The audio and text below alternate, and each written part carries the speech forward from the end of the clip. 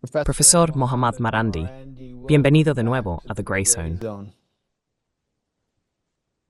Hola Max, muchas gracias por invitarme. Siempre es un gran placer.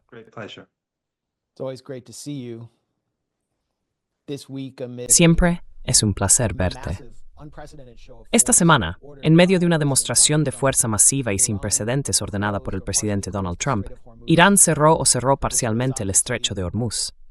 Esto fue, evidentemente, un mensaje importante y una señal de lo que podría ocurrir si Estados Unidos e Israel, el eje sionista, deciden atacar a Irán. Pero se nos ha dicho una y otra vez por parte de estrategas que cerrar el estrecho de Hormuz era una táctica de último recurso para Irán y que no sucedería. Para mí, el mensaje que Irán está enviando es que si Estados Unidos ataca de alguna manera, eso conducirá a una guerra regional total, además de un grave daño económico. ¿Cuál es tu interpretación de este ejercicio para cerrar el estrecho de Hormuz y de lo que indica de cara al futuro?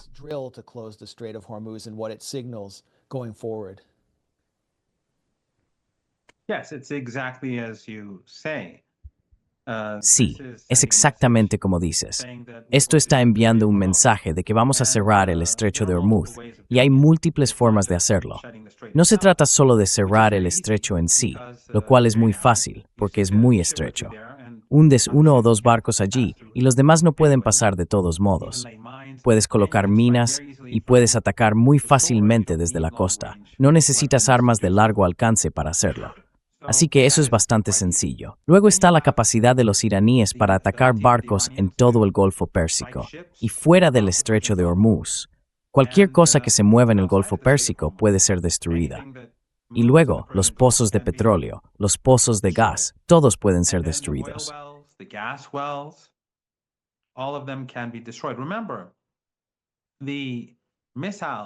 Recuerda que los misiles que Irán utilizó contra el régimen israelí durante la Guerra de 12 días eran misiles de largo alcance.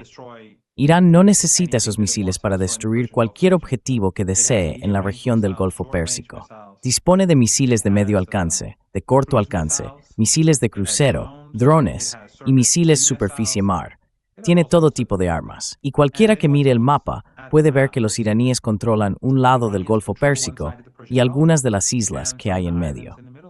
El otro lado está formado básicamente por una serie de diminutas y muy vulnerables dictaduras familiares con abundantes riquezas de petróleo y gas, pero todas ellas albergan bases estadounidenses, bases que, en este mismo momento, se están utilizando contra Irán.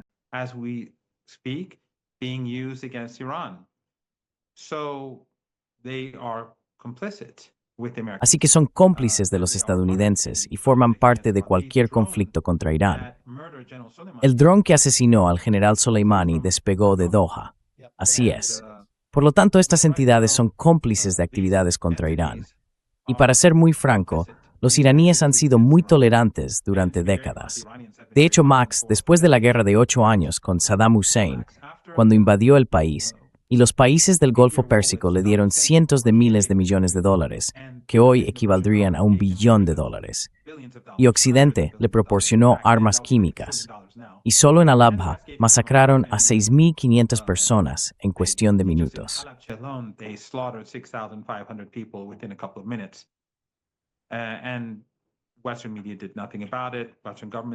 Y los medios occidentales no hicieron nada al respecto. Los gobiernos occidentales no hicieron nada al respecto. La ONU no hizo nada al respecto. Pero, en cualquier caso, después de la guerra, cuando Saddam invadió Kuwait, Irán lo condenó. E Irán restableció las relaciones con todos esos países. Literalmente los perdonó a todos, a pesar de que estaban profundamente implicados en el apoyo a Saddam. Así que cuando Qatar, y aunque Qatar y Turquía bajo Erdogan estaban colaborando con los israelíes y los estadounidenses en la operación Timber Sycamore para apoyar al ISIS, Al-Qaeda, Jaish al-Islam y todos esos otros grupos y organizaciones terroristas horribles, cuando Arabia Saudí y los Emiratos se volvieron contra Qatar, Irán apoyó a Qatar y evitó que cayera.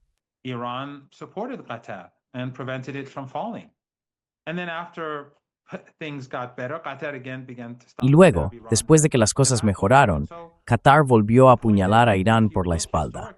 Así que la cuestión es que, si se observa históricamente, los iraníes han sido mucho más tolerantes con estas entidades de lo que la mayoría de los países lo serían. Y, por supuesto, esto va en contra de toda la narrativa sobre Irán. Pero en Occidente la narrativa sobre Irán es completamente ridícula. Sin embargo, esta vez creo que no se tratará solo del estrecho de Hormuz. Creo que serán todos esos elementos juntos, y eso significará que no habrá petróleo ni gas procedente del Golfo Pérsico, el Cáucaso o toda Asia Occidental durante mucho tiempo.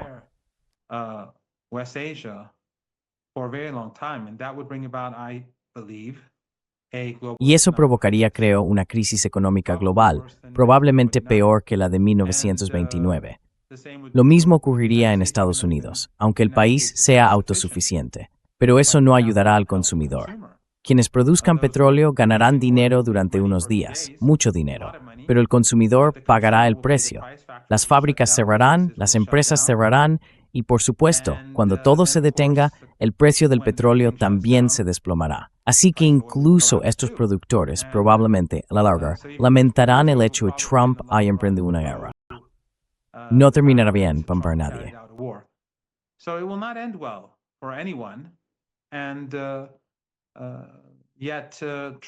Y sin embargo, Trump, creo que hay una fuerte posibilidad de que lleve a cabo esta guerra, básicamente porque los israelíes la quieren y el lobby sionista en Estados Unidos la quiere. Su prioridad es Israel, no el pueblo estadounidense. Por supuesto, Irán contraatacará las bases estadounidenses, al régimen israelí y obviamente a la Marina de los Estados Unidos. Pero creo que el mayor dolor vendrá del bloqueo de las exportaciones de energía y también de las importaciones, ya que esta zona consume muchos bienes, como sabes. En esas circunstancias, creo que estas pequeñas dictaduras familiares pueden no sobrevivir.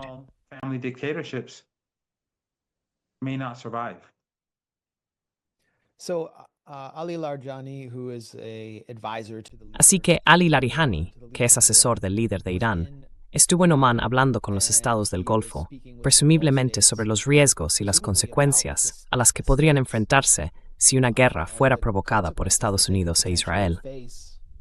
Y aún así, parecen dispuestos a seguir permitiendo que Estados Unidos opere en la base aérea de Al-Udeid y en otras bases.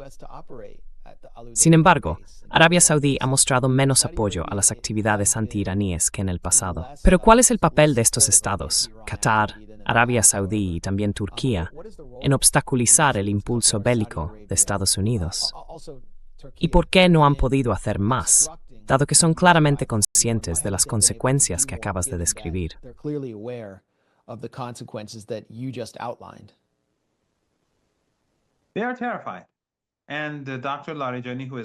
Están aterrorizados. Y el Dr. Larijani, que ahora es el presidente del Consejo Supremo de Seguridad Nacional, además de ministro de Asuntos Exteriores, ha advertido a estos países del Golfo Pérsico y del norte de Irán, porque Aliyev, durante la guerra de 12 días, permitió y facilitó, Aliyev de Azerbaiyán, sí, facilitó los ataques aéreos en el norte de Irán. Así que todos han sido advertidos. Sin embargo, son meros apoderados debilitados de Estados Unidos. No tienen mucha autonomía. Sé que algunas personas que reciben mucho dinero de Qatar querrían ver a Qatar como una especie de Estado revolucionario, pero es una broma. Qatar cumple las órdenes de Estados Unidos.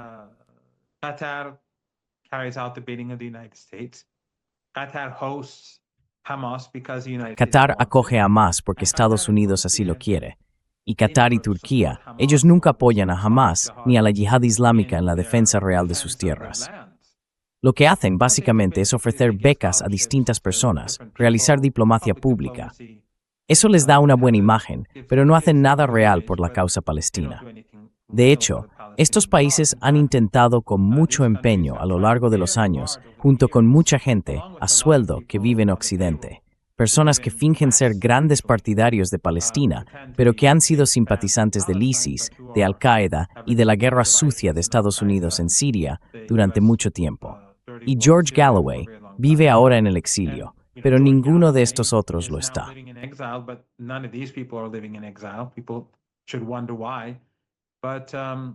La gente debería preguntarse por qué, pero estas personas y estos gobiernos siempre han intentado crear una división entre el ala política de Hamas e Irán.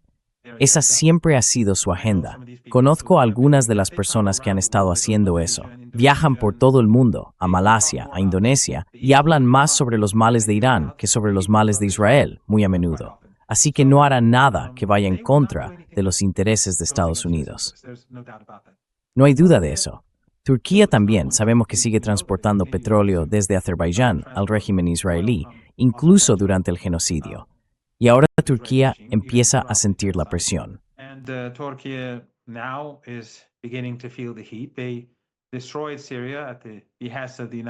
Destruyeron Siria a instancias de Estados Unidos durante la Guerra Sucia en beneficio de Netanyahu. Y ahora se sienten vulnerables porque han destruido el país que se encontraba entre el régimen israelí y Turquía. Así que todos están preocupados, pero no son Irán, no forman parte del eje de la resistencia. No tienen esa base ideológica, ni ese sentido de poder o de resistencia que existe dentro del eje de la resistencia. Así que ya sabes, Al Jazeera puede hacer un par de buenos reportajes, o buenos reportajes sobre Gaza, pero eso no cambia nada. Así que sí, quiero decir, ninguna de estas entidades lo tiene. Podrían tenerlo, en teoría, pero eligieron no hacerlo.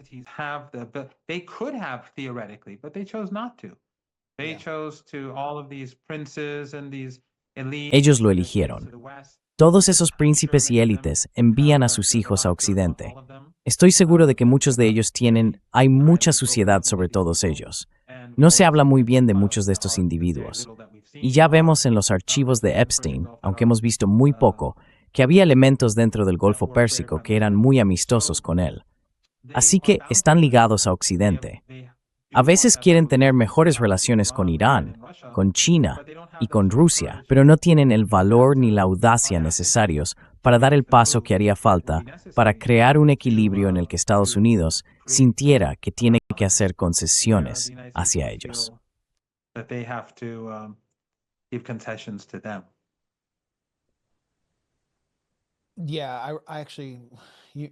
Sí, en realidad me hiciste recordar cuando estuvimos juntos en Estambul para una conferencia, creo que en noviembre de 2024. Creo que la operación True Promise, la operación de represalia iraní contra los ataques israelíes dentro del territorio iraní, ya había tenido lugar, quizá una o dos veces. He perdido la cuenta. Estábamos hablando en una universidad allí y habíamos participado en una conferencia y nuestros anfitriones fueron fantásticos. No es en absoluto una crítica hacia ellos. Pero muchos de los estudiantes y participantes allí eran muy hostiles contigo por ser iraní y exigían saber por qué Irán no estaba haciendo más para apoyar la resistencia en Palestina. Y yo pensaba para mis adentros, e incluso puede que lo dijera en voz alta, algo como: ¿y qué habéis hecho vosotros? ¿Qué ha hecho Turquía?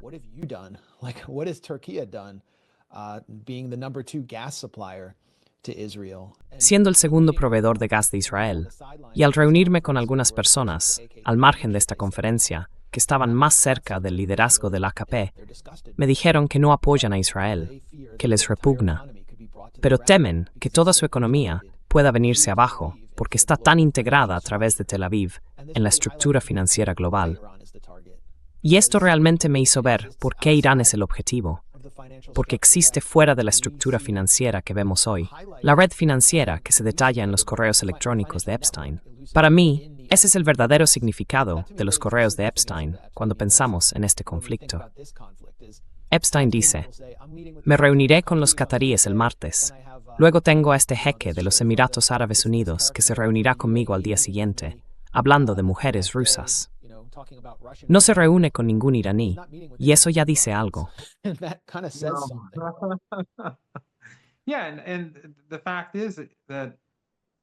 Sí, y el hecho es que Irán está fuera de este sistema financiero porque ha estado apoyando la causa palestina.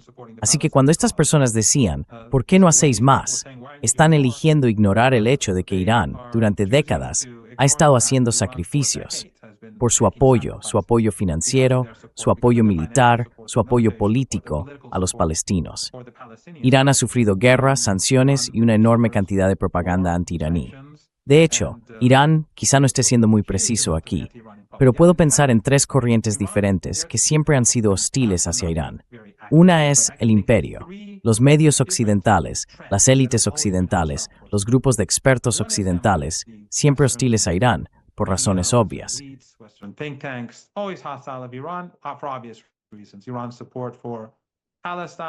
El apoyo de Irán a Palestina, a Venezuela, a Cuba, a todas esas entidades antiimperialistas o entidades que el imperio no toleraría, fue constante. Sudáfrica, por ejemplo. Irán apoyó al ANC, al ala militar del ANC y a otras organizaciones de resistencia en el África Austral durante el apartheid. Así que eso era algo normal. Luego estaba la izquierda, y especialmente la izquierda en Occidente, muy hostil hacia Irán. Cuando se trataba, digamos, de Saddam Hussein, todos formaban parte del movimiento contra la guerra. Yo formaba parte del movimiento contra la guerra en el Reino Unido. Era estudiante de doctorado allí. Había obtenido una beca aquí en Irán y hecho un examen junto con otras personas. Fuimos a hacer el doctorado y yo me involucré en el movimiento contra la guerra.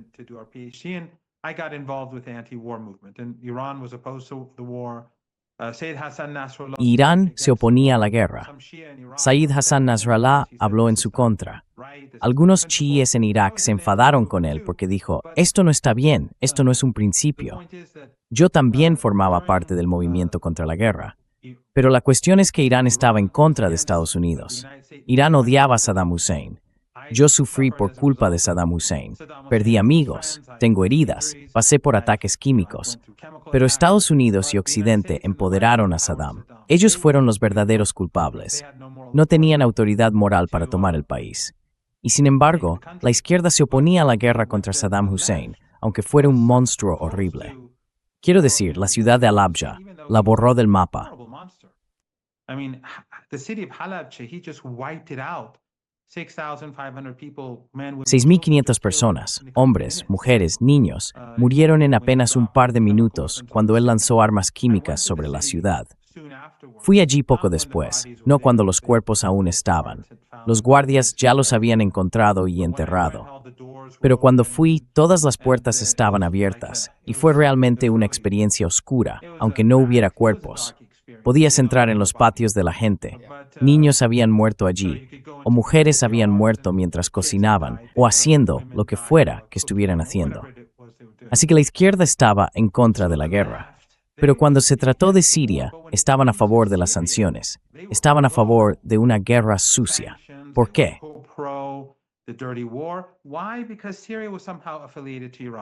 Porque Siria estaba de algún modo afiliada con Irán, aunque el gobierno de Assad no era en absoluto comparable con el de Saddam Hussein.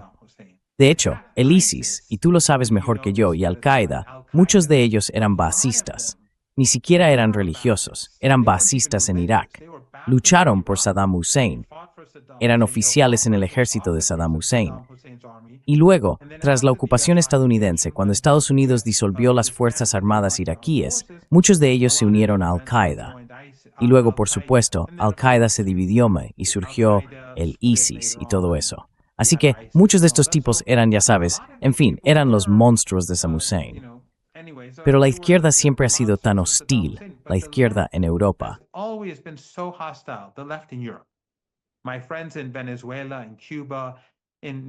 Mis amigos en Venezuela, Cuba y Nicaragua, cuando viajo, siempre dicen que los izquierdistas occidentales, cuando vienen aquí, están más centrados en enfrentarnos a vosotros que en cualquier otra cosa, lo cual resulta bastante fascinante.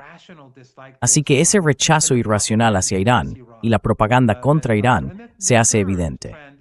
Y la tercera tendencia está de nuevo bajo la autoridad de Occidente: el dinero del petróleo y el gas de la región del Golfo Pérsico. Desde el comienzo de la revolución, los movimientos wahhabí y salafista y los medios de comunicación de esos países han estado demonizando a Irán, demonizando a los chiíes y difundiendo odio y desinformación o desinformación intencionada sobre los chiíes.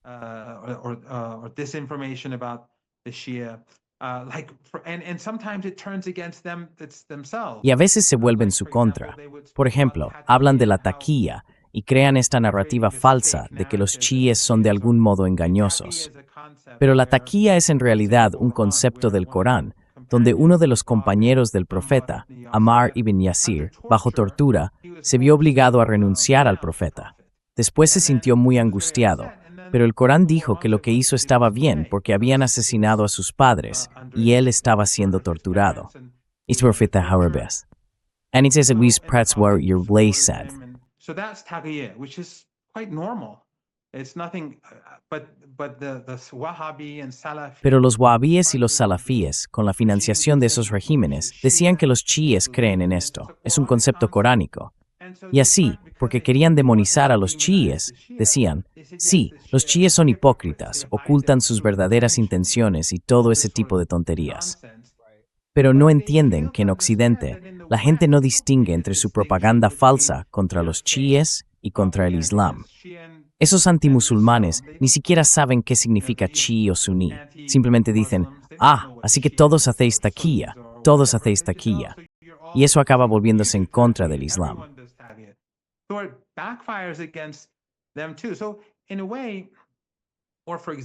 Así que, de alguna manera, o por ejemplo, más recientemente, y perdón si me extiendo demasiado, pero después de los archivos de Epstein, tienes todo esto, ya sabes, para contrarrestar lo que está ocurriendo y la destrucción del mito de la democracia y los valores occidentales con lo que se está filtrando, vuelven a sacar esos viejos estereotipos orientalistas. El profeta se casó con una niña, lo cual es un disparate. Es decir, el mito sobre Aisha, una de las esposas del profeta, dicen que era una niña. Ella era 10 años menor que su hermana Asma, y Asma 27 años en el momento de la hijra. Así que Aisha tenía 17 y se casó después de Hijra, es decir, se casó a una edad normal, hiena.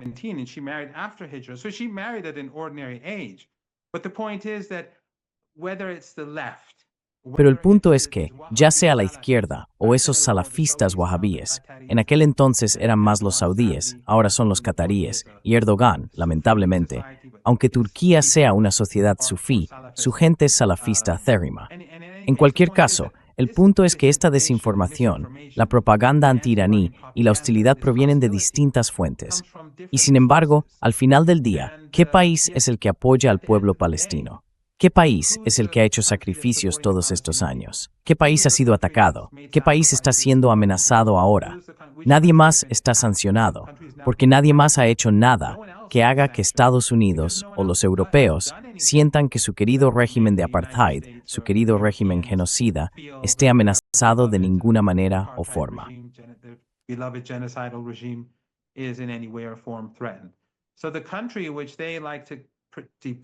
Así que el país que les gusta retratar como demoníaco, y más recientemente los disturbios en Teherán, donde volvieron a crear esta narrativa falsa sobre Irán, asesinando, a cientos de miles de personas pacíficas en las calles, todo eso es básicamente solo para demonizar a Irán.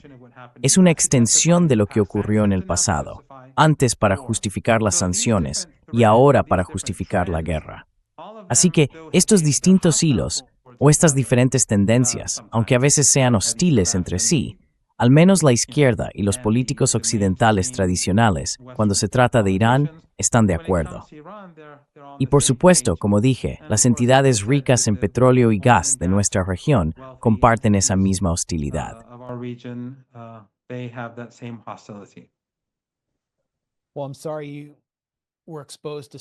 Bueno, lamento que te toparas con tantos trotskistas durante tu estancia en el Reino Unido. Quiero decir, realmente suena que te encontraste con algunos elementos del Socialist Workers' Party. En Estados Unidos teníamos la International Socialist Organization, o ISO, los llamábamos International PCOP. Eran AOC, quiero decir. Ella ha sido, sí, pertenece más al ala socialdemócrata, pero había este grupo de trotskistas que se infiltraban en la izquierda y estaban obsesionados con el cambio de régimen en Siria. No podía entenderlo. Elogiaban a Jabhat al-Nusra.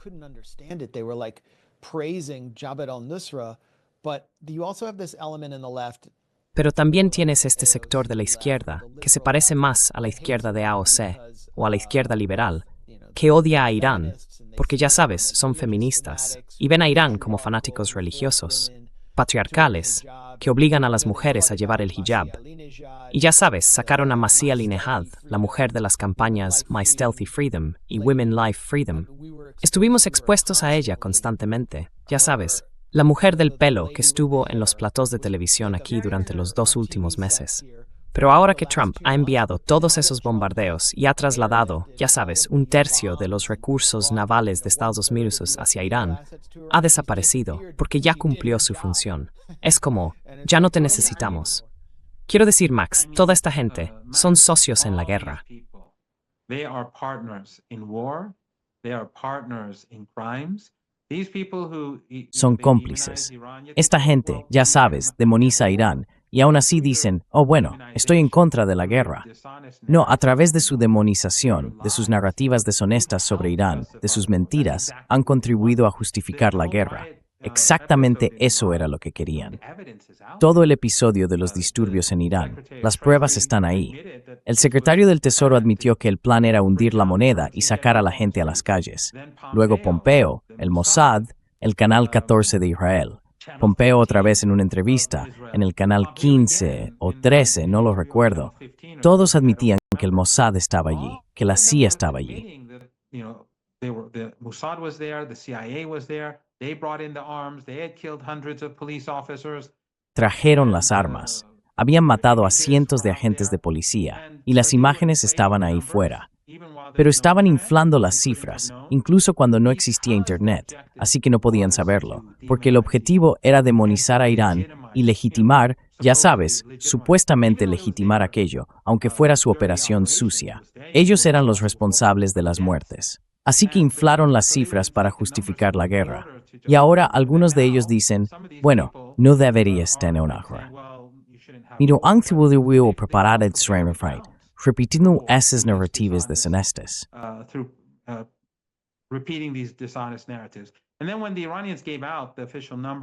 Y luego, cuando los iraníes publicaron las cifras oficiales, los nombres de todas las personas que murieron, sus números de identificación, todos sus datos, estas personas no lograron aportar ningún nombre adicional para demostrar que había 5.000, 6.000, 7.000, 100.000 muertos. Pero los medios occidentales, ya sea The Guardian o Breitbart, Fox News o la BBC, da igual. Cuando se trata de Irán, todos son iguales. Es como los takfiríes salafistas wahabíes que están aliados con Occidente, y esos izquierdistas y los estamentos, como decía antes.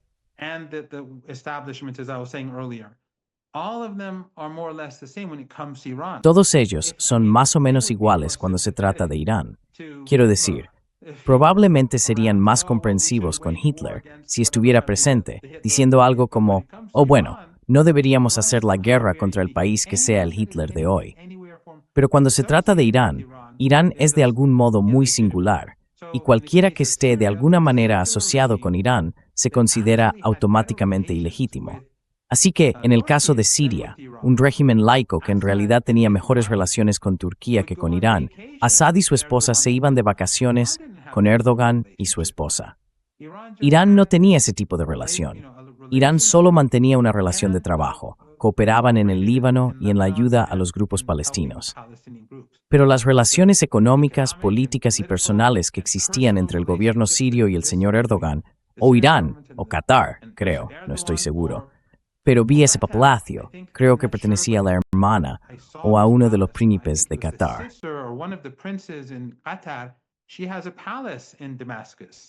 Ella tiene un palacio en Damasco. Yo vi el palacio. No recuerdo quién en Qatar, pero las relaciones eran en realidad bastante estrechas. Irán solo se involucró después de ver en 2009, 2012, 2 años más tarde. Sé que tú sabes todo esto. Pero en 2013, cuando decenas de miles de combatientes extranjeros, gracias a las agencias de inteligencia occidentales y regionales, habían entrado en el país. Estaban allí a instancias, ya sabes, de Estados Unidos, y Estados Unidos solo hace cosas en esta región por Israel. Irán empezó a involucrarse para detener eso. No les importaba si Assad era alauí, suní, cristiano, judío, hindú o budista. Estaban en contra de que la CIA y Estados Unidos ganaran influencia en Siria, lo cual consiguieron. Y ahora Turquía está nerviosa, como debería estarlo. Ellos mismos se lo buscaron, y la región se ha debilitado a la ayuda y colaboración con los planes de Estados Unidos e Israel.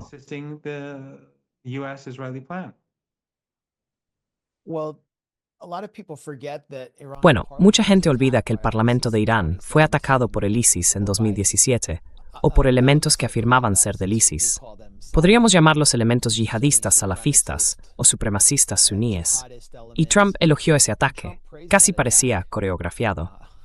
La Guardia Revolucionaria Islámica luchó en Siria y en Irak, casi junto a Estados Unidos, para derrotar al ISIS. Y así, desde una perspectiva puramente antiterrorista. Bueno, este es mi Mamnats Nucho. Well, the U.S. didn't fight. The U.S. was bombing from the Estados air. Unidos estaba bombardeando desde el aire, sí, y en realidad intervinieron muy tarde. When ISIS Cuando el ISIS entró en Irak, Estados Unidos solo interviene cuando ve que ya no le conviene quedarse al margen. Así que, cuando el ISIS avanzó en Irak, Estados Unidos les permitió seguir adelante. Nouri al-Maliki, de quien ahora los estadounidenses dicen que si el Parlamento lo elige como primer ministro, sancionarán al país. Esta es la forma en que Estados Unidos impone la democracia. En aquel entonces, él era el primer ministro y pidió ayuda a Estados Unidos, y Obama dijo que no. Y Barzani, el líder kurdo en Erbil, cuando Erbil estaba a punto de caer, pidió ayuda a Estados Unidos y Estados Unidos dijo que no. He asked for U.S. assistance, and the U.S. said no. And then Iran came in, both to support. Y entonces, Irán intervino tanto para apoyar y defender Bagdad como para defender Erbil. Solo más tarde, cuando la situación empezó a cambiar, cuando Irán comenzó a entrenar a las Hasht, las Fuerzas de Movilización Popular en Irak, y a fortalecer el ejército iraquí, y Hezbollah acudió para ayudar con el entrenamiento, fue cuando los estadounidenses empezaron a involucrarse, no con Irán, sino con el gobierno iraquí. Yo estaba en Mosul el día en que fue liberada. Los estadounidenses habían bombardeado indiscriminadamente. Recuerdo que las casas, las escuelas y la universidad estaban completamente destruidas. Y lo mismo ocurrió en Siria.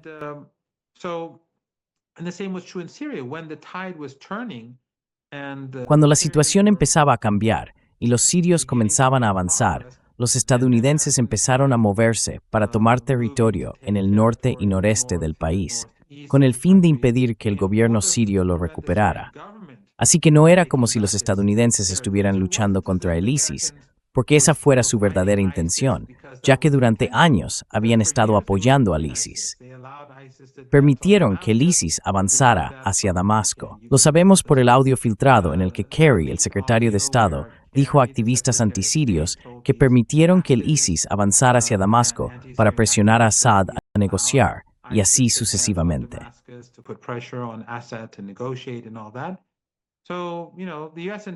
Así que, ya sabes, las intenciones de Estados Unidos no eran benignas, pero los iraníes intervinieron. Y si los iraníes no hubieran ido, Irak habría caído, Siria habría caído, Líbano habría caído. Las personas que ahora están en el poder en Siria habrían sido mucho más fuertes de lo que son ahora.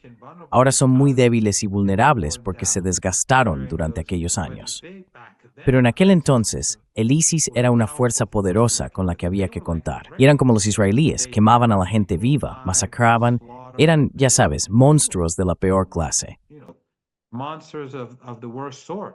Sí, Y así, ya sabes, en aquel entonces, los iraníes estaban luchando mientras los estadounidenses no ayudaban.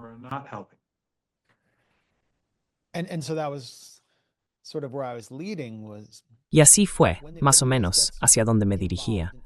Ya sabes, cuando Estados Unidos se involucra e interviene militarmente en la región, desestabiliza la zona.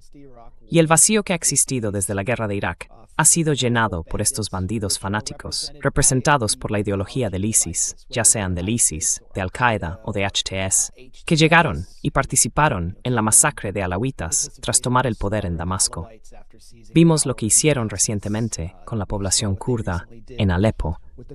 Y me parece que con cualquier intervención estadounidense, uno de los otros riesgos, además del riesgo económico que mencionaste, la crisis económica global, es el resurgimiento de estos elementos similares al ISIS, que ahora han sido, en cierto modo, trasladados por Estados Unidos de Siria a Irak, para ser retenidos allí en campos de forma indefinida. ¿Ves eso como un riesgo? Que un ataque o una guerra de cambio de régimen contra Irán podría, en realidad, conducir a una infiltración del ISIS. Could actually lead to ISIS infiltration.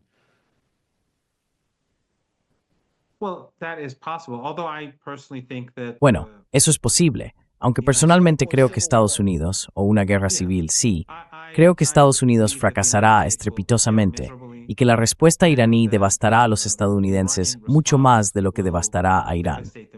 La guerra será horrible para los iraníes. Morirán muchos miles, obviamente. Estados Unidos, como Israel, es despiadado. Matarán gente y los medios occidentales lo llamarán ataques quirúrgicos. Quiero decir, sabemos cómo funciona. Así que la guerra será horrible. Pero no tengo ninguna duda de que será Estados Unidos quien pierda. Y muchos de los financiadores del ISIS y de Al-Qaeda, los financiadores tradicionales, dejarán de existir.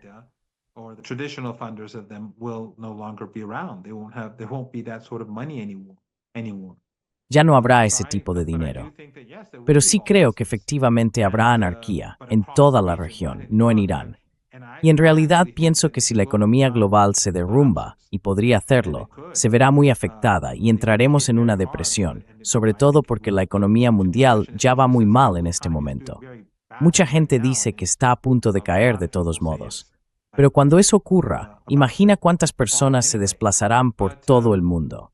Quiero decir, si ahora la gente está preocupada por la inmigración, verás a millones moviéndose por América Latina, millones en África, millones en Asia, y se dirigirán a lugares que también estarán colapsando.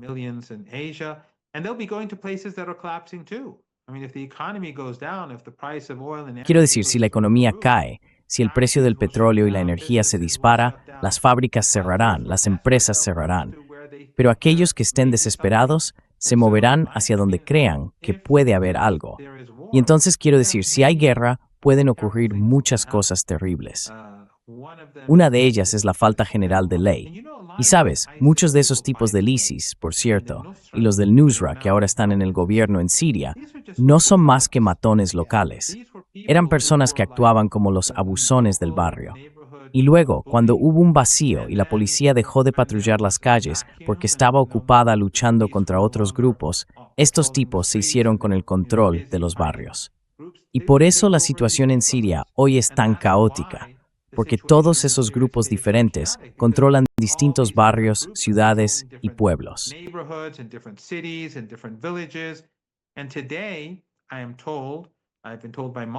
Y hoy me dicen, me lo han dicho varias personas, que para que Hezbollah introduzca armas en Líbano es mucho más fácil que en los últimos años, cuando Assad era presidente, porque se estaba volviendo menos cooperativo y se inclinaba más hacia los Emiratos y Arabia Saudí para reincorporarse a la Liga Árabe. Sí, y también para que los estadounidenses redujeran la presión, de forma insensata, pero por eso les resultaba mucho más difícil armarse.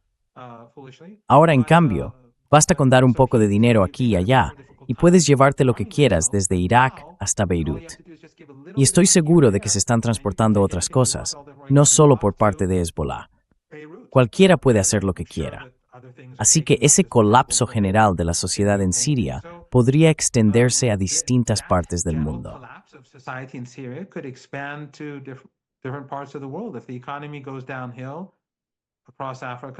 Si la economía se desploma en África, en Asia, en Europa, en Estados Unidos, en todas partes se verá afectada muy negativamente. Quiero decir, estoy en contra de la guerra.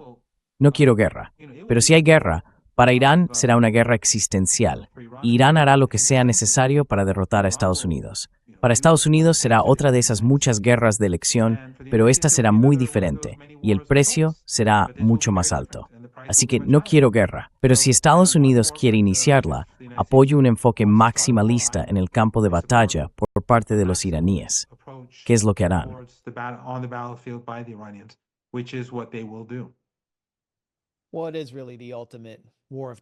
Bueno, realmente es la guerra de elección definitiva y una guerra de agresión.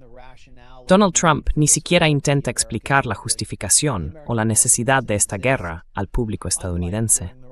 El público estadounidense no existe.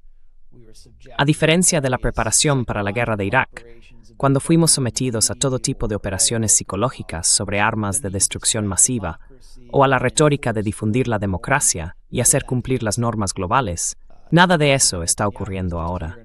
Benjamin Netanyahu estuvo aquí en Washington, vi cómo cerraban las autopistas por su visita con estilo presidencial, y está muy claro por qué Estados Unidos va a la guerra con Irán.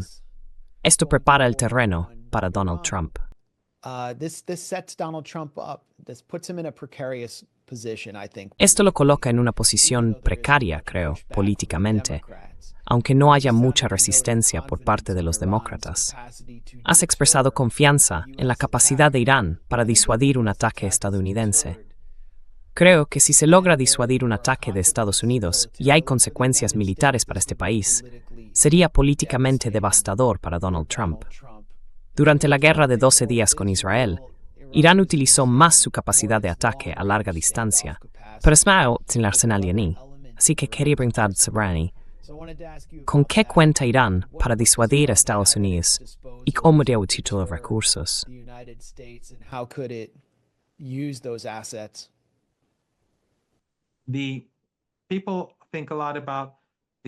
La gente piensa mucho en los misiles balísticos, en los misiles hipersónicos que tiene Irán, de los cuales Irán posee muchos más de lo que la gente en Occidente imagina. Además, hoy son más avanzados que hace solo unos meses. Ahora hay más bases subterráneas y esas bases son más complejas. Existen muchas más formas de lanzar estos misiles. Además de eso, no solo son más precisos, sino que también son más numerosos, con más bases y más medios para utilizarlos, lo que hace más difícil atacarlos. Irán también ha estado trabajando en sus defensas aéreas y en sus defensas antidrones. Por ejemplo, recientemente llegaron varios helicópteros desde Rusia, y una de las cosas en las que esos helicópteros son muy eficaces es en enfrentarse a los drones.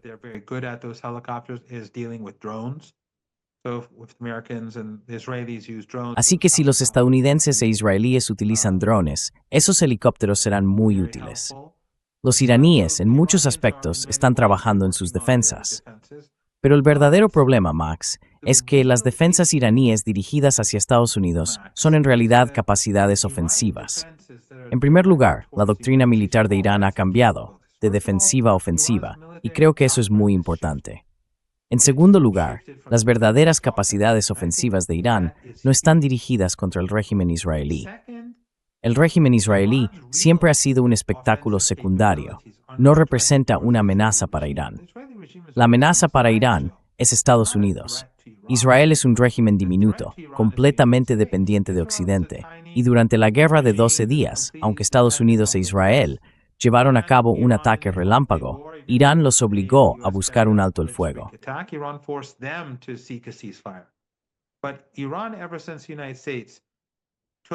Pero Irán, desde que Estados Unidos tomó Afganistán e Irak, y Bush calificó a Irán como parte del eje del mal, y dijo que todas las opciones estaban sobre la mesa, y Obama hizo lo mismo, los iraníes comenzaron a desarrollar una importante capacidad de defensa. Así que ahora hay muchas bases subterráneas con misiles de medio y corto alcance, mucho más numerosos, muy precisos y fáciles de mover. Ya no se necesitan esos grandes lanzadores. Y luego están los grandes números de drones, cientos de miles de ellos, que pueden destruir cualquier objetivo. Al otro lado del Golfo Pérsico, los objetivos sensibles son evidentes. Si los eliminas, se acabó todo. Sí. Así que también tienen misiles de crucero, que no se usan mucho contra los israelíes, pero en esta región serían muy eficaces, por ejemplo los misiles antibuque. La Armada de Irán está diseñada para la guerra asimétrica, y también tienen submarinos. Quiero decir, lo que los iraníes podrían hacer en los 2 o 3 primeros días de una guerra en la región del Golfo Pérsico, sin siquiera usar sus misiles de largo alcance, sería mucho más devastador, especialmente si se tiene en cuenta cuáles son los objetivos que lo que hicieron al régimen israelí.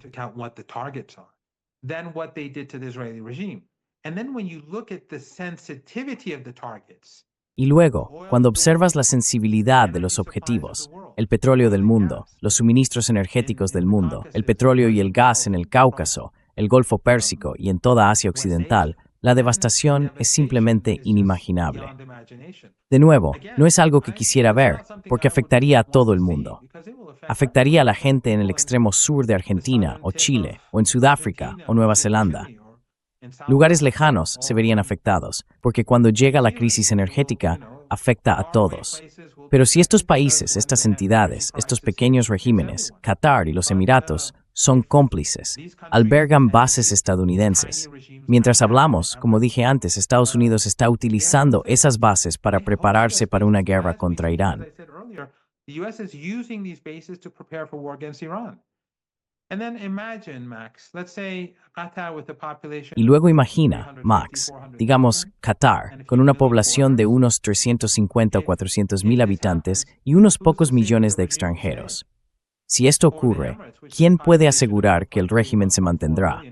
O los Emiratos, con una población de 1,3 o 1,4 millones y alrededor de 10 millones de extranjeros, en su mayoría hombres adultos.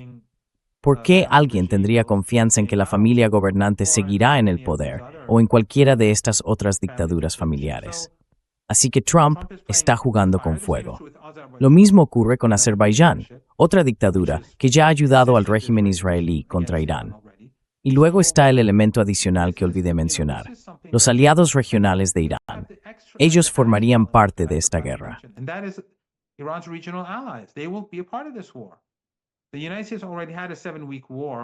Estados Unidos ya tuvo una guerra de 7 semanas con Yemen y la perdió. Yemen hoy es mucho más fuerte que entonces. Han estado desarrollando sus capacidades de misiles y drones. Los iraquíes dijeron que participarán. Es un país de unos 45 a 47 millones de personas. La resistencia allí, los aliados de Irán, es enorme en número. Los aliados de Irán ganaron las elecciones recientes. Y luego vimos, hace solo unos días, imágenes de una base subterránea de misiles en Irak, que básicamente muestran lo sofisticadas que son sus capacidades. Así que esta no es una guerra que Trump pueda manejar.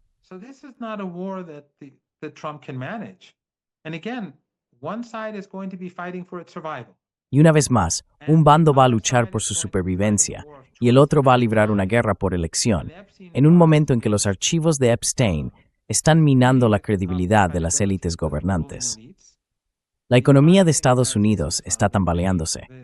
El país ya está profundamente dividido, incluso antes de que hayan visto esos archivos. Y no creo ni por un momento que, aunque se lleve a cabo una operación de bandera falsa para ayudar a justificar una guerra con Irán, lo cual es bastante posible en los próximos días, Trump pueda ganarse al pueblo estadounidense. Y una vez que las cosas se pongan feas,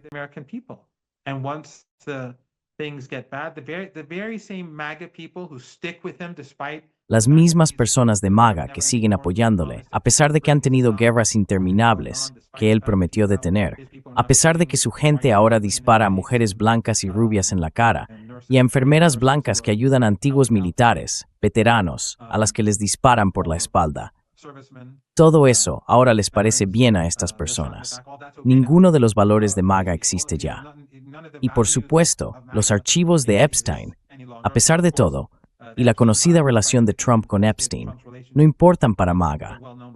Pero cuando pierdan sus trabajos y cuando el precio de la gasolina se dispare, creo que la gente de MAGA buscará a los Lindsey Graham del mundo y a otros que empujaron al país en esta dirección catastrófica. De nuevo, no estoy diciendo que esto no va a perjudicar a Irán.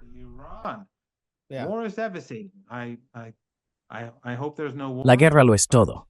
Espero que no haya guerra, pero si la hay, los iraníes, tú lo sabes, has estado en Irán, están profundamente influenciados como chiíes por la cultura de Ashura, por el imán Hussein, por su hermana Zainab y por la idea de apoyar a los oprimidos y luchar contra el opresor. Por eso apoyan a Venezuela, por eso apoyan a Cuba, aunque sea un país comunista. Por eso apoyaron a la Sudáfrica del apartheid. Y por eso, cuando la economía venezolana se estaba derrumbando hace unos años, los iraníes acudieron en su ayuda.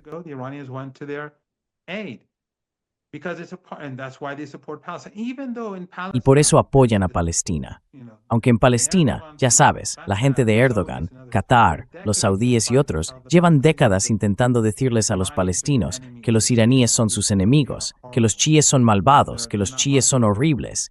Ya sabes, que no son musulmanes. Pero eso nunca disuadió a los iraníes por su visión ideológica del mundo. Así que los iraníes serán muy firmes en el campo de batalla frente a los estadounidenses. En el inglés, the mind to esta final, y no permanezca. Pero menos quiero una bra. Nadie se quiera. No one does. Well, the 12-day war began with this. Bueno, la guerra de 12 días comenzó con ese ataque sorpresa de Israel, que sin duda fue un golpe contundente. Mató a comandantes de la Guardia Revolucionaria Islámica, que son legendarios dentro de la sociedad iraní y desempeñaban papeles esenciales en las negociaciones y en el diseño de un verdadero progreso. Ya sabes, Bagheri y figuras como él. Supporting the Palestinians. Apoyando a los palestinos. Sabes, uno de esos comandantes vive en un edificio a poca distancia de aquí. Cuando digo a poca distancia, es un buen paseo, pero sigue estando a poca distancia. Y estaban fuera de servicio, estaban en casa. Estaban en casa y del edificio de apartamentos fueron asesinados. Sí, 65 people, like 70 people. Unas 65 o 70 personas murieron, y creo que entre 25 y 30 de ellas eran niños. Y luego los medios occidentales lo calificaron como un golpe de inteligencia y un ataque quirúrgico de precisión. No les importaron los niños cuyos cuerpos se encontraron a 30 metros de distancia. Pero claro, ¿por qué les iba a importar después de lo que han hecho y de lo que están haciendo en Gaza, en Líbano y en otros lugares? Y por supuesto, con los archivos Stein, es evidente que no les importaría. Pero en cualquier caso, sí, tienes razón. Durante el primer día golpearon con fuerza, y muchos de esos comandantes. No, pero eso no disuadió a Irán. No, but it didn't deter Iran. Well, Not so for a building up moment. to my question, though, I mean, I would assume they're going to, if sin embargo, para llegar a mi pregunta, supongo que si lanzaran un ataque, intentarían hacerlo del mismo modo, con un elemento de sorpresa, y asestar un golpe devastador. Vimos lo que hizo Estados Unidos en Venezuela, donde aparentemente incluso utilizó un arma experimental.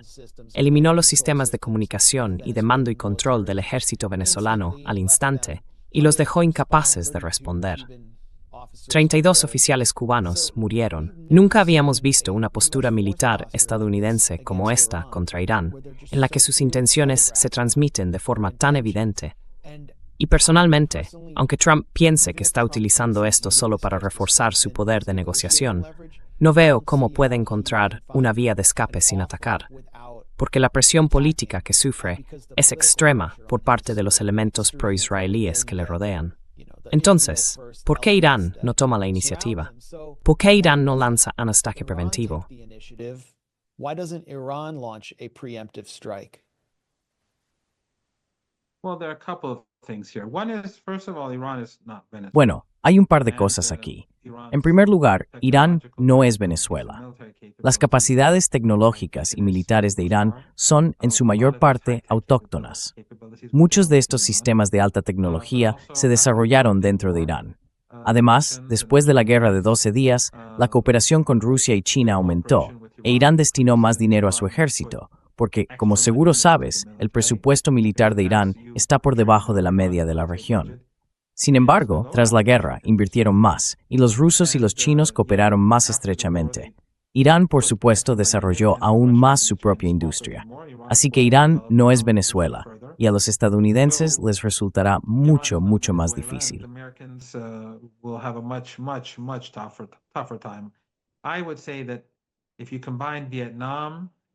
Diría que si se combinan Vietnam, Irak y todas las demás guerras de Estados Unidos, aún así no se compararía con lo que van a enfrentar con Irán. Ya veremos. Pero sabes, aquí hay una cuestión moral. Occidente suele fingir que Irán es malvado e inmoral, pero Irán no iniciará una guerra porque va en contra de sus valores religiosos. Nosotros no iniciamos guerras. Ahora bien, dicho esto, según tengo entendido, los iraníes han dicho que si sienten que un ataque es inminente, responderán. Así que no más pruebas hasta que mi comprensión, los iraníes no van a disparar hasta que las bombas empiecen a explotar. The Iranians are not going to wait till the bombs start exploding. As soon as they're convinced that something is happening. En cuanto estén convencidos de que algo está ocurriendo, van a ir con todo. Y esto creo va a hacer que sea mucho más difícil para Estados Unidos. Pero la razón por la que, para Irán, sí, quiero decir, Irán tiene un fuerte sentido de la moralidad. Contrariamente a lo que Occidente suele decir sobre Irán durante la guerra Irán-Irak, Tú y yo ya hablamos de esto antes. Cuando Saddam Hussein, cuando los alemanes, ya sabes, el canciller alemán, o más bien, los cancilleres alemanes en general, todos me resultaban repugnantes. Ninguno de ellos se ha disculpado jamás por lo que hicieron. Yo sobreviví a las armas químicas, así que sé lo horribles que son. He estado en Al-Abha.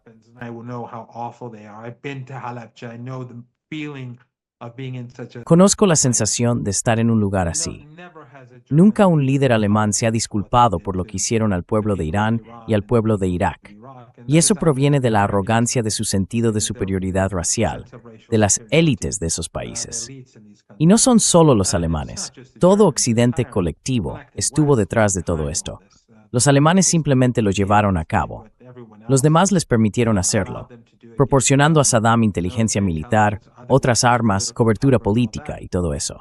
Pero dicho esto, cuando Saddam utilizaba extensamente esas armas químicas contra Irán, altos cargos acudieron al líder, el imán Khomeini, que falleció en 1989, y le dijeron, necesitamos fabricar nuestras propias armas químicas.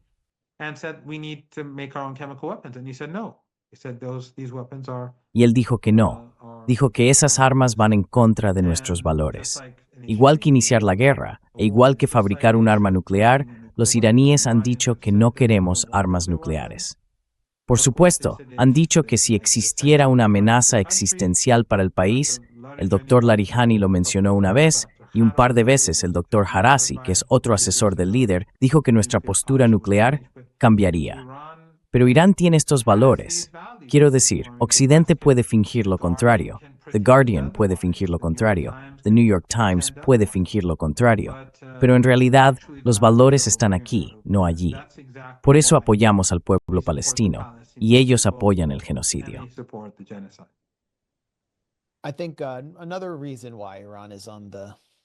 Creo que otra razón por la que Irán está en lo más alto de la lista de objetivos de Estados Unidos, además de la influencia israelí en Estados Unidos y el apoyo de Irán a Palestina, es geoestratégica. Irán se encuentra en la intersección de Eurasia, y el control sobre Irán y sus recursos ejercería una enorme presión tanto sobre China como sobre Rusia. Exactamente. Así que acabas de estar en Moscú. No eres de los que se andan con rodeos. ¿Crees que Rusia y China comprenden lo que está en juego aquí? ¿Y hasta qué punto han estado apoyando militarmente a Irán antes de esta última ronda?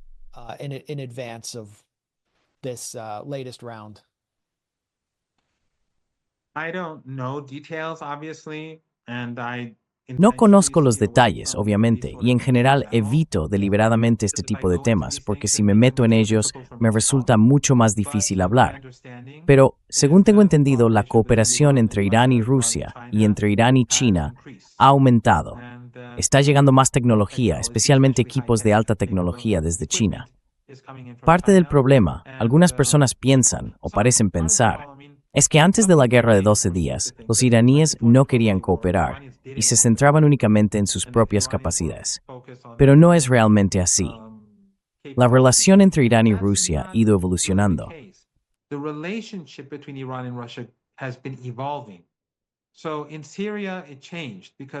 Así que en Siria, las cosas cambiaron, porque cuando los rusos fueron convencidos por los iraníes para entrar en Siria en 2015, los ejércitos ruso e iraní empezaron a trabajar juntos. Luego, después de Ucrania, la relación evolucionó aún más, porque ambos países estaban ahora bajo sanciones. Los rusos ya no temían colaborar con Irán, ya que ellos también estaban sancionados. Así que las amenazas estadounidenses y europeas dejaron de tener sentido. Pero después de la guerra de 12 días, los rusos sí se sintieron más preocupados, y los iraníes también percibieron que había ciertas deficiencias que debían abordar. También está la cuestión del presupuesto. Los iraníes tienen un presupuesto limitado, y los rusos tienen su propia guerra en curso.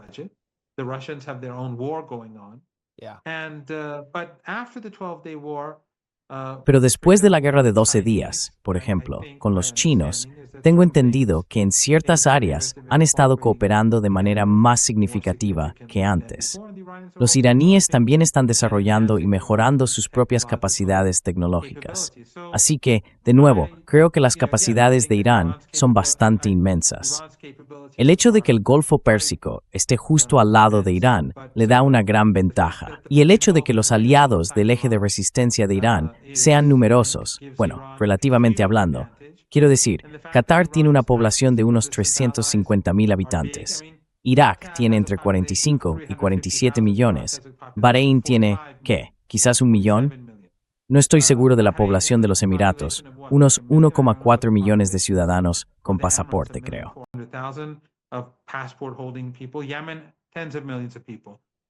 Yemen, decenas de millones de personas. Si hay una guerra regional, Estados Unidos no va a tener ningún socio regional en el Golfo Pérsico que haga el trabajo pesado. Simplemente no va a ser manejable para los Emiratos. Pero tienes toda la razón. Los estadounidenses, esto tiene que ver con Israel, o más bien con el régimen israelí, más que con cualquier otra cosa. También se trata de que los israelíes intentan crear una especie de imperio en Asia Occidental y obtener el control del Golfo Pérsico. Y si Israel y Estados Unidos controlan los recursos de petróleo y gas, entonces los rusos y los chinos estarán en una posición mucho más difícil. Así que hay buenas razones para que rusos y chinos cooperen más con ellos.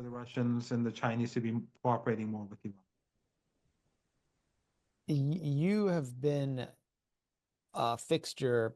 Has sido una presencia constante en podcast, pero también en los medios de comunicación tradicionales durante años. Recuerdo que la primera vez que te vi fue probablemente en la BBC, en la década de 2010, cuando discutías con un presentador y salías ganando mientras intentaban acorralarte y encasillarte. Pero aún así, había un cierto nivel de respeto. Cuando estallaron los disturbios, los días 8 y 9 de enero, noté un cambio. Cuando te invitaron al programa de Piers Morgan, él preparó una emboscada con esa monárquica canadiense de mala reputación, Goldie Gamari, que básicamente pidió que te descuartizaran al estilo del ISIS.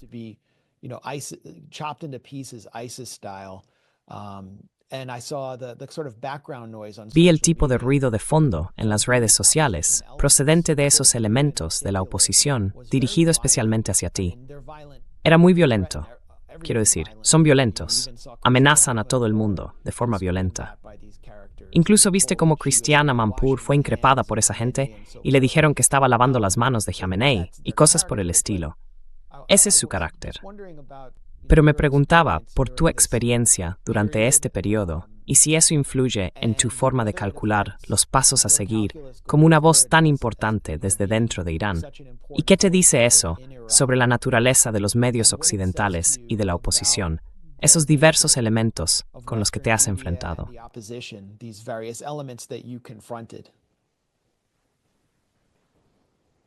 Bueno, gracias por tus amables palabras. No creo que sea muy importante, y afortunadamente ahora hay bastantes jóvenes, hombres y mujeres, en particular, que están cada vez más activos. Has tenido a uno de mis jóvenes colegas en tu programa un par de veces, al menos que yo sepa. Y es muy alentador que tengamos tantos jóvenes académicos y otros activistas seguros de sí mismos. No tienen por qué ser académicos, pero conozco mejor a los académicos, por eso los menciono, así que ya no soy una voz solitaria. Pero sí recibo muchas amenazas, y las amenazas son realmente impactantes. Llegan por cientos.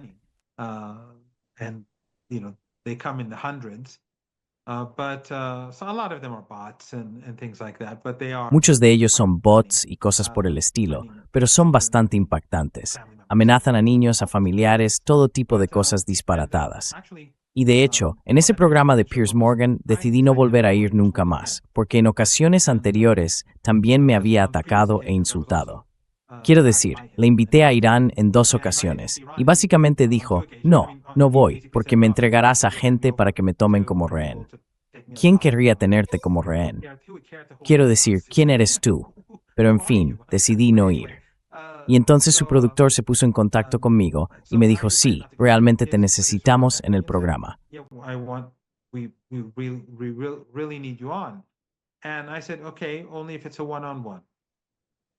Y yo dije, vale, pero solo si es cara a cara. Bajo ninguna circunstancia voy a estar, porque otros se meterán como esa mujer loca. Y ellos dijeron, sí, claro. Y en cuanto empecé a hablar, él trae a esta mujer que yo nunca, ni siquiera sabía su nombre, ni siquiera lo sé ahora, no la recuerdo. Pero esto, como sabes, fue grabado. Y las amenazas que hizo al aire fueron grabadas y emitidas, no las cortaron. Y por supuesto, más tarde en Internet, escribió que cortarme en pedacitos y que mi trozo más grande sería la punta de mi dedo meñique, o algo así.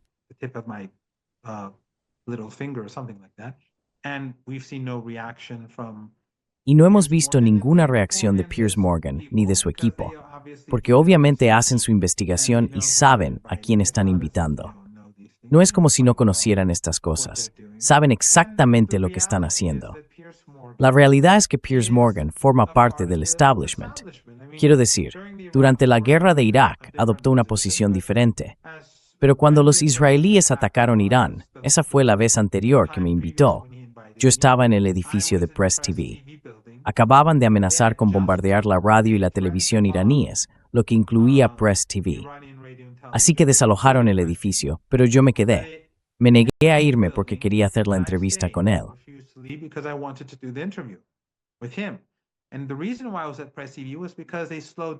La razón por la que estaba en Press TV era porque habían ralentizado Internet.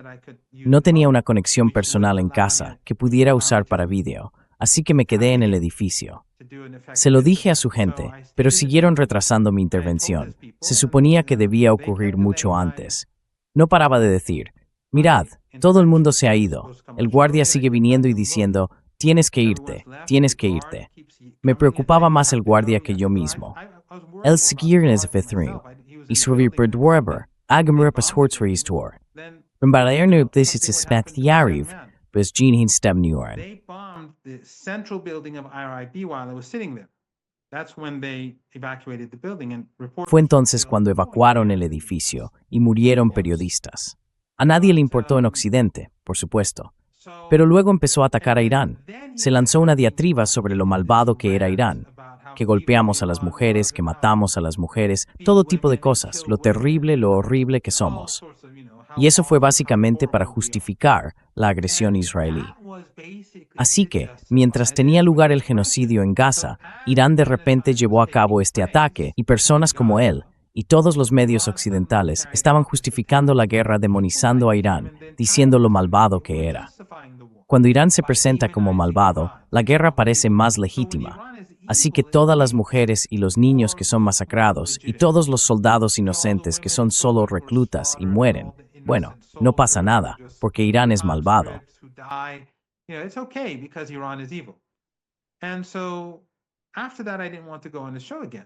Y después de eso, no quise volver a ir al programa porque fue insultante. Sabes, asumí un riesgo al participar en su programa y no me dejó hablar. No paraba de insultar a Irán. Así que esta vez decidí no ir. Es decir, decidí no volver a su programa. Y entonces dije, mira, solo haré entrevistas uno a uno. Y luego pasó esto. El punto que intento destacar es que ya fuera en ese programa, o cuando estuve en CNN con Amanpour, donde fue hostil, o en Channel 4, donde la presentadora, no recuerdo su nombre, también fue muy hostil, y ya sabes, con otras personas también. El hecho es que trabajan para la clase Epstein.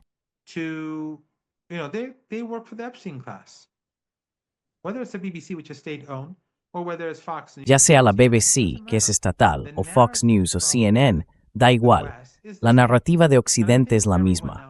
Y creo que todo el mundo lo sabe ya. Si hubiera dicho esto hace 3 años, o si tú lo hubieras dicho hace 3 años, mucha gente habría respondido, bueno. Pero después de Gaza, creo que está más claro que el agua. Y ahora, por ejemplo, al intentar atribuir el caso Epstein a Rusia, ves como todos esos medios y personas influyentes están haciendo esa conexión ridícula. Queda claro cuál es la función de los medios de comunicación tradicionales. No los tomo en serio en absoluto. No me importa realmente lo que digan.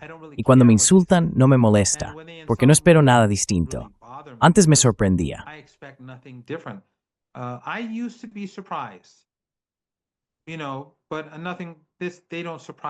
Sabes, ya nada me sorprende. No debería haberme sorprendido nunca, porque después de ir a Halabja en que fue 1987-88, no recuerdo exactamente cuándo, fue un tiempo después del ataque.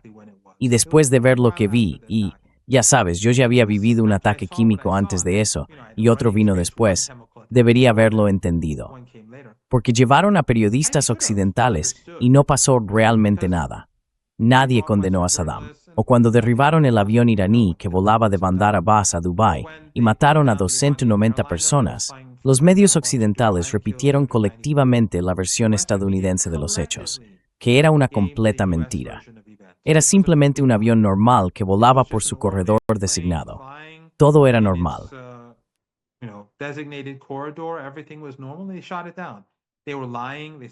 Lo derribaron, mintieron, dijeron que había salido del corredor, que se dirigía hacia el barco estadounidense. Podrían haber preguntado a Irán, podrían haber comprobado el radar, podrían haber ido a Dubái, podrían haber ido a Bandar Abbas. Se podría haber descubierto fácilmente. Ningún periodista dijo nada al respecto, hasta años después, cuando alguien dio luz verde a Newsweek para publicar la versión verdadera, que era la versión iraní. Así que, en aquel entonces, debería haberlo entendido, pero me llevó un tiempo comprender de verdad que no se trataba solo de ignorancia o algo por el estilo. Iba mucho más allá de eso, y aún lo hace. Pero aunque no veo a Piers Morgan, y no vi el programa en el que estuviste, sí vi los clips que retuiteaste, y estuviste fantástico.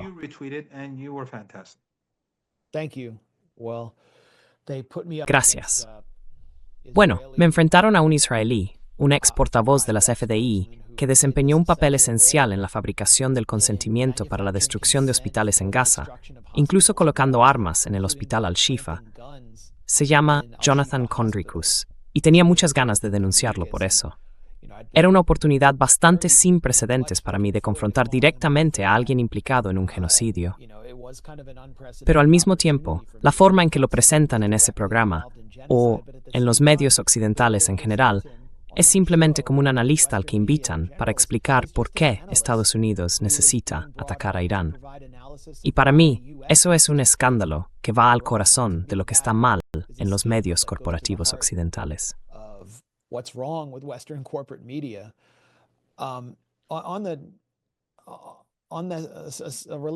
En relación con esto, durante el 47º aniversario de la Revolución de Irán, se produjeron lo que se describieron como manifestaciones y celebraciones sin precedentes, que sacaron a millones de personas a las calles. En muchos sentidos, fue una reacción a los disturbios que habían tenido lugar durante 2 días el mes anterior, y que según las estadísticas oficiales, dejaron alrededor de 3.000 muertos. Pero también vimos surgir un nuevo tipo de mensaje. No sé si procede del liderazgo iraní o simplemente de los partidarios de la República Islámica, en el que se quemaron efigies de los símbolos paganos Moloch y Baal como representaciones de lo que llaman la clase Epstein. ¿Qué simboliza esto? ¿Y a qué te refieres cuando hablas de la clase Epstein? ¿A quién te refieres exactamente?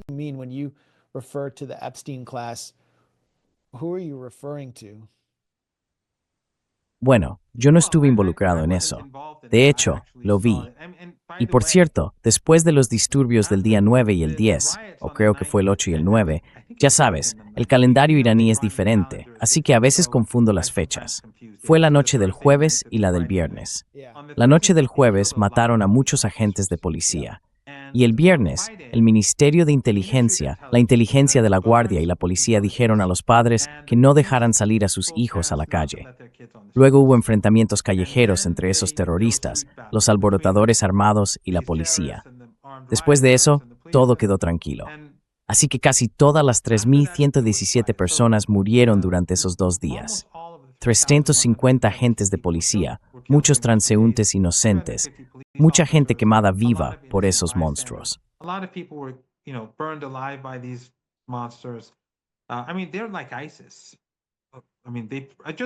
Quiero decir, eran como el ISIS, igual que esa gente en el extranjero que amenazó con destrozarme. Así eran estas personas. Rodearon una clínica y la incendiaron, y una joven que estaba dentro, que era enfermera, murió quemada. Hicieron lo mismo con mezquitas también. Fue simplemente indignante. Pero en Occidente a todos los llamaron manifestantes pacíficos. El punto que quiero destacar es que el lunes 12, creo que el viernes fue 9, sí, así que el 2, hubo contramanifestaciones contra los disturbios. En Teherán, tuvimos algo así como 3 millones de personas y cifras enormes en todo el país porque cada ciudad tuvo su propia concentración. Y en Occidente intentaron fingir que eso era generado por IA o algo así. Y además fue en un día laborable, así que fue masivo.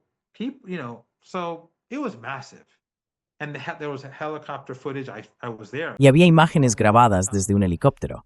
Yo estaba allí, así que vi el helicóptero. Y Musk y su gente y otros intentaban fingir que aquello era inteligencia artificial, que no eran personas reales. Así que en el aniversario de la revolución, la gente salió en un número aún mayor. En Teherán eran alrededor de 4 millones de personas.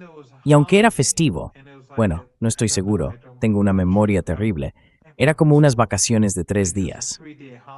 Así que mucha gente quería, ya sabes, era un buen momento para salir de la ciudad, de su ciudad o lo que fuera, porque estaba ocurriendo en todo el país.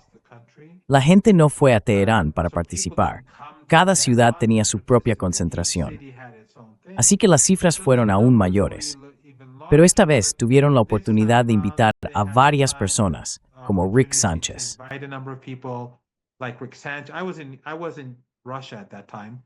Yo estaba en Rusia en ese momento por aquella conferencia, pero Rick Sánchez estaba aquí y algunos otros también estaban aquí, así que no pudieron ocultarlo. Las cifras eran extraordinarias. Ahora, este Baal, yo pensaba que se pronunciaba Baal. Así que, Baal, lo pronuncié mal, en fin, Baal.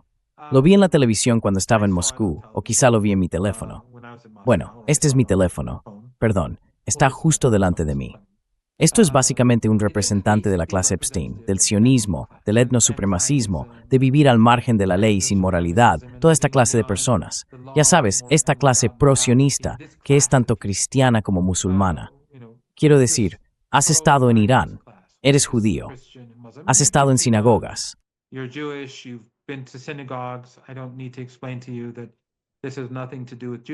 No necesito explicarte que esto no tiene nada que ver con el judaísmo, los problemas de Irán o el sionismo. Y los judíos que se oponen al sionismo han sido una parte heroica de la resistencia a lo largo de todos estos años, especialmente durante los 2 o 3 últimos.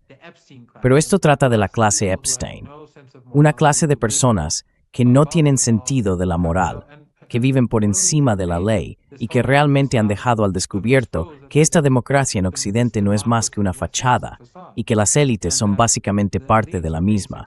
¿Cómo lo llamaste, camarilla? Mi inglés no es tan bueno como me gustaría, así que esto es un rechazo a eso.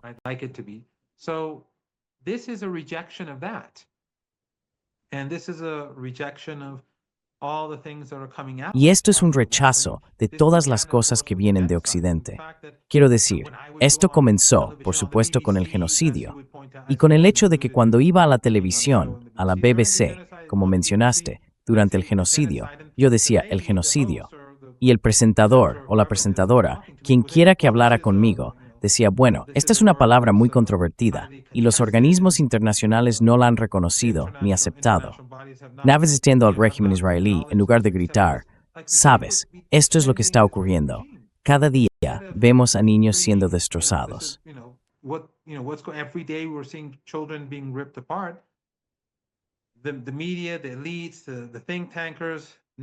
Los medios, las élites, los expertos de los think tanks, ninguno de ellos tuvo problema alguno en blanquear al régimen israelí, simplemente mirando hacia otro lado. Y no se trata solo de los israelíes, es toda la élite occidental en su conjunto, ya sea el primer ministro británico, los diputados, los miembros del parlamento, la gente del gabinete, o en Francia o Alemania. Todos forman parte de esto. Todos están compinchados. Y en nuestra región, los Emiratos también son sionistas. El régimen de Abu Dhabi es tan sionista como cualquier otro. Vimos en los archivos de Epstein cómo el jefe de los tribunales controlados por los Emiratos envió, creo, un video de tortura a Epstein. Y esa mujer que es funcionaria del Ministerio de Asuntos Exteriores, presentando a su hija o lo que fuera. En fin, de todo eso va esto. No sé qué era ese video. Podría haber estado refiriéndose a otra cosa, pero hay mucho ahí que realmente llama la atención. really highlights. Well, apparently he deleted his Bueno, al parecer eliminó su cuenta y ha sido destituido de su cargo. De nuevo, no he estado siguiendo los archivos de Epstein. Lo único que veo es lo que publican distintas personas, y si gente como tú lo publica, estaría muy seguro de ello. Algunas de las cosas que publica la gente, no estoy seguro de si son correctas o no, porque no sé quiénes son. Pero, en cualquier caso, esto trata sobre toda esa clase de personas que están en la cima. Sí, Ya sea Bill Gates, ya sabes, alguien como Bill Gates o cualquiera de esas otras personas. Contra esto es contra lo que estaban protestando. Yeah. Yeah, I really think sí, sí. Realmente creo que estamos en un punto de inflexión para el capitalismo global, en el que bajo Trump necesita agarrar todo lo que pueda y saquear todo lo que pueda antes de que el dinero se acabe, esencialmente, caiga en crisis y empiece a volverse contra sí mismo. Por eso se apuntó a Venezuela. Cuba está siendo atacada. Todo. Cuba's being targeted, everything. They're trying I to mean, get- it's stunning. It's stunning. Quiero decir, es asombroso. Es asombroso que mientras tú y yo hablamos, haya un asedio sobre Cuba. Mujeres y niños están siendo privados de comida, y luego tienen la audacia de hablar de Irán, justo cuando están a punto de atacar a Irán. Y nadie habla de Cuba. Nadie dice nada. Es un asedio por hambre. ¿Y qué amenaza representa Cuba para Estados Unidos? He estado en Cuba, probablemente tú hayas estado allí más veces que yo. Quiero decir, han empobrecido la isla, un pueblo realmente decente y muy amable. ¿Y qué amenaza representa Cuba para Estados Unidos? ¿Por qué los estáis matando de hambre? ¿Y por qué nadie dice nada? ¿Cómo se puede matar de hambre a una nación? Pero eso es lo que está ocurriendo. Los medios no dicen nada.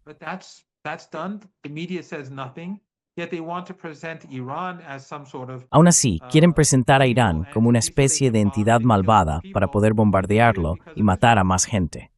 Pero lo hacen por Israel. Es que ya sabes, vivimos en un mundo al revés hoy en día.